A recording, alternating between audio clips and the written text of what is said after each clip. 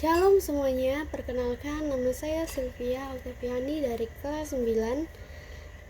Video ini adalah video praktek agama, yakni khotbah.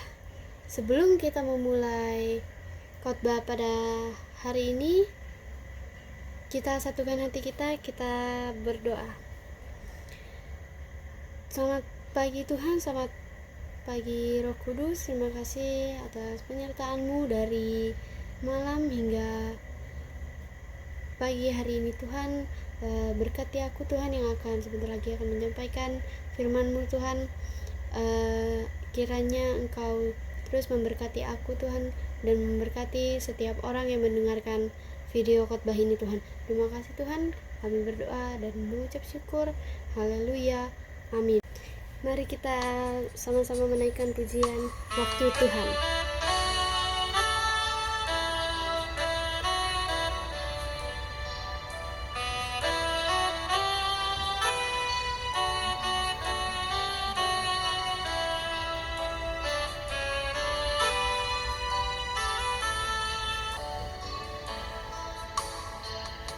Biarkan izinkan sesuatu terjadi. Ku percaya semua untuk kebaikanku. Bila nanti telah tiba waktumu, ku percaya kuasa-Mu memulihkan hidupku.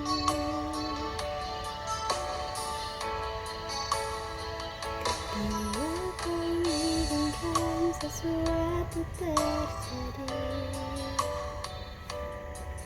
ku percaya semua untuk kebaikanmu.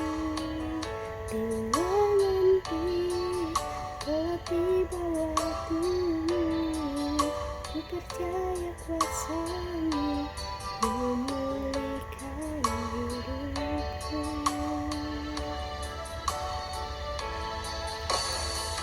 Waktu Tuhan pasti yang terbaik. Walau kadang tak mudah dimengerti, lewati cobaan, ku tetap percaya waktu Tuhan pasti yang terbaik.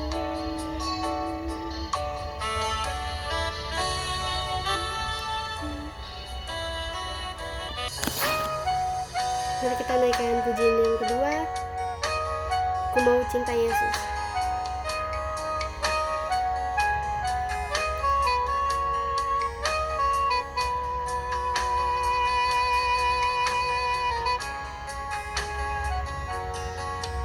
Ku mau cinta Yesus selamanya. Ku mau cinta Yesus selamanya. Meskipun badai silih berganti dalam hidupku, ku tetap cinta Yesus selamanya.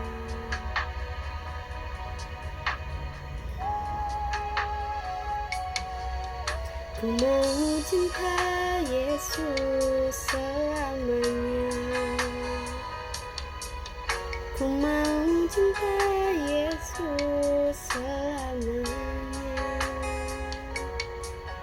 Meskipun badai silih berganti dalam hidupku, ku tetap cinta Yesus selamanya.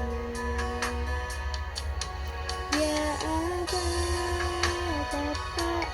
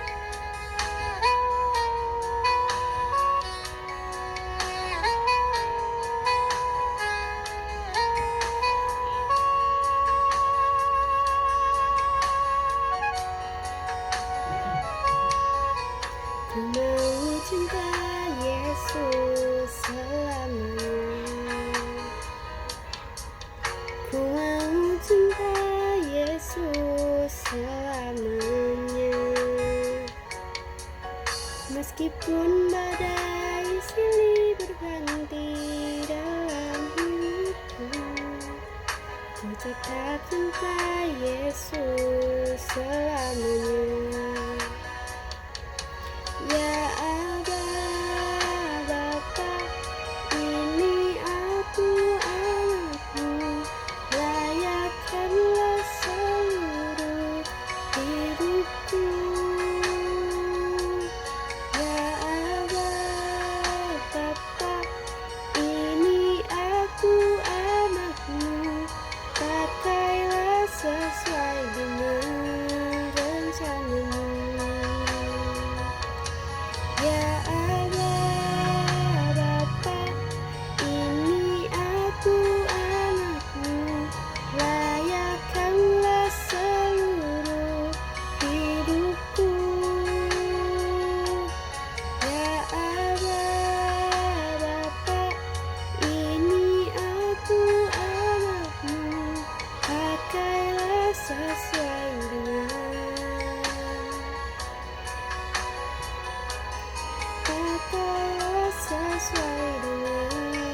rencanamu. Kita satukan hati kita berdoa. Tuhan Yesus, terima kasih atas penyertaan-Mu dari pagi hingga pertengahan ibadah khotbah pada hari ini Tuhan. Terima kasih, kiranya Engkau terus memberkati setiap orang yang mendengarkan khotbah pada hari ini Tuhan. Tuhan, pimpin aku untuk menyampaikan firman-Mu, kiranya Engkau terus memberkati kami Tuhan. Terima kasih Tuhan, kami berdoa dan mengucap syukur. Haleluya, amin. Shalom semuanya. Terima kasih pada kesempatan kali ini. Saya Sylvia Octaviani, saya akan membawakan khotbah kita pada kesempatan kita kali ini. Judul khotbah kita pada kesempatan kali ini adalah memberi lebih bahagia daripada menerima. Dan tema kita pada kesempatan kali ini adalah memberi dan murah hati. Ayat kita kali ini diambil dari Kisah Para Rasul 20 ayat 35. Kisah Para Rasul 20 ayat 35. Demikian firman Tuhan, dalam segala sesuatu telah kuberikan contoh kepada kamu, bahwa dengan berkata demikian kita harus membantu orang-orang yang lemah dan harus mengingat perkataan Tuhan Yesus, sebab Ia sendiri telah mengatakan adalah lebih berbahagia memberi daripada menerima. Ayat ini menyadarkan kita sebuah mindset buat kita, segala sesuatu telah kuberikan kepadamu. Mengingat perkataan Tuhan Yesus, sebab Ia sendiri telah mengatakan adalah lebih berbahagia memberi daripada menerima. Yesus mengatakan lebih berbahagia memberi daripada menerima. Menarik. Hari ini saya mau belajar dari Tuhan Yesus. Yesus ketika mengajari orang tentang memberi, Yesus tidak pernah sungkan ketika mengajari orang soal memberi. Yesus berkata berkali-kali, berilah maka kamu akan diberkati. Yesus berkata di ayat ini adalah lebih berbahagia yang memberi daripada menerima. Yesus ketika bertemu dengan seorang anak muda, Yesus bahkan terang-terangan berkata, jual harta milikmu, bagikan kepada orang lain. Yesus bahkan berkata dengan terus terang, kumpulkanlah hartamu di surga. Yesus tanpa malu-malu, Yesus tanpa sungkan-sungkan. Kenapa Yesus ajari itu? Karena Yesus mengerti persis lebih berbahagia memberi daripada menerima. Ketika kamu menerima, kamu diberkati. Ketika kamu memberi, kamu akan lebih diberkati. Tuhan menyediakan benih yang akan kita tabur. Tuhan menyediakan roti yang akan dimakan. Roti untuk dimakan. Masalahnya adalah, maaf, kita terlalu serakah. Kita terlalu pelit, kita terlalu menggenggam erat apa yang ada di tangan kita. Kita tidak kita sudah makan roti itu. Benih yang mestinya kita tabur, kita olah untuk jadi roti, kemudian kita makan. Yang terjadi adalah kita sudah tidak punya benih lagi untuk kita tabur. Kalau tidak punya benih untuk kita tabur, bagaimana mungkin kita berharap bisa menuai? Makanya firman Tuhan mengajar kita agar roti, ada benih roti silahkan makan, tapi benih kamu harus tabur. Itu selalu ada dua, ada berkat yang harus kita nikmati, mencukupi segala kebutuhan kita, bahkan mungkin memenuhi keinginan kita. Ada satu cerita yang cukup menarik, saudara. Ada seorang pria parubaya, dia buka toko ternak di sebuah pedesaan. Dia buka toko ternak dan orang-orang hanya lalu lalang, tidak pernah membeli pakan ternak pria tersebut. Orang-orang berpikir pria ini pasti frustasi. Mungkin sebentar lagi tokonya akan tutup. Tapi yang dilakukan pria ini adalah dia masih punya uang sedikit. Dia belikan semuanya untuk anak ayam. Lalu kemudian orang-orang di desa itu berpikir pria ini sudah mulai kurang waras. Jualan pangan ternak saja nggak laku, malah beli begitu banyak anak ayam. Mereka lebih berkata lagi, ini lebih nggak waras lagi. Kenapa? Karena si pria ini ketika melihat orang di depan tokonya langsung di stop. Pak, mau anak ayam? Mau. Siapa yang nggak mau menerima? 1000 anak ayam ludes dibagikan. Valid. Orang-orang ngomong valid. Ini jual pakan ternak ndak laku. Sekarang malah bagi-bagi anak ayam gratis. Apakah ceritanya berhenti di situ? Karena pakan ternak itu satu-satunya yang ada di desa itu.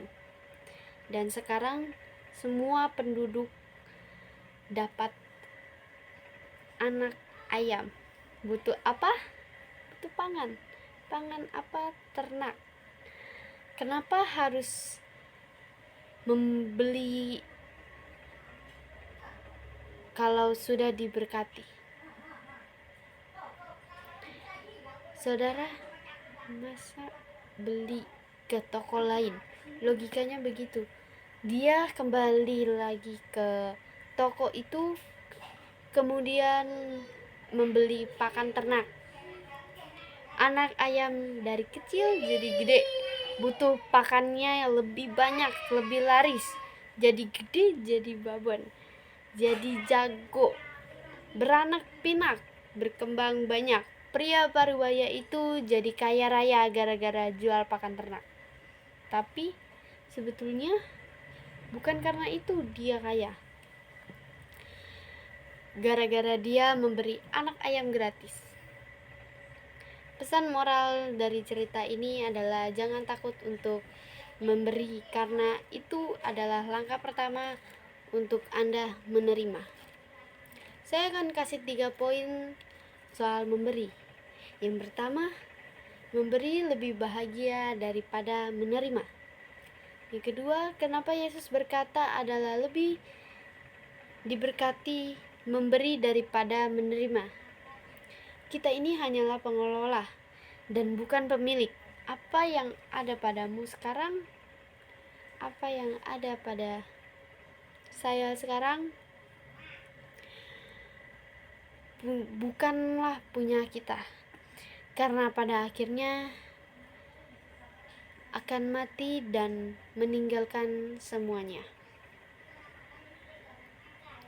Yang ketiga, alasan apa kenapa memberi itu lebih berbahagia atau lebih diberkati daripada menerima.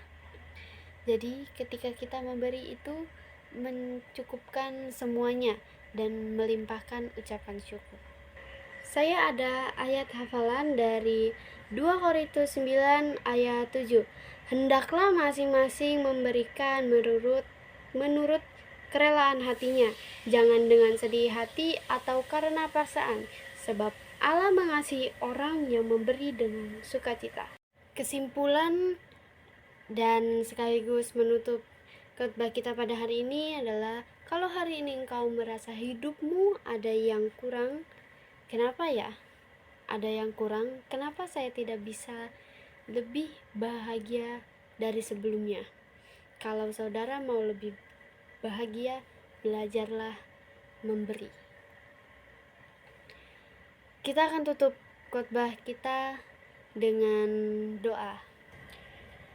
Mari kita bersatu di dalam doa. Tuhan, terima kasih atas penyertaan-Mu dari awal khotbah hingga akhir khotbah kita pada kesempatan kali ini. Tuhan, berkati kami Tuhan, lindungi kami Tuhan, pimpin kami ke jalan yang benar Tuhan,